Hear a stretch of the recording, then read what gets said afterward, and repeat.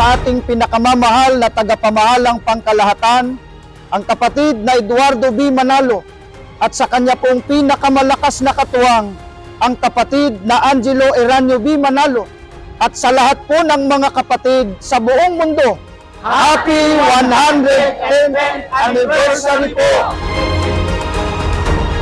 Kami po ay masayang bumabati sa ating tagapamahalang pangkalahatan, kapatid na Eduardo V. Manalo, sa tagapag-ugnay ng mga kapisan ng pansambahayan, kapatid na Angelo Eranio V. Manalo, at sa lahat ng mga kapatid sa buong mundo ng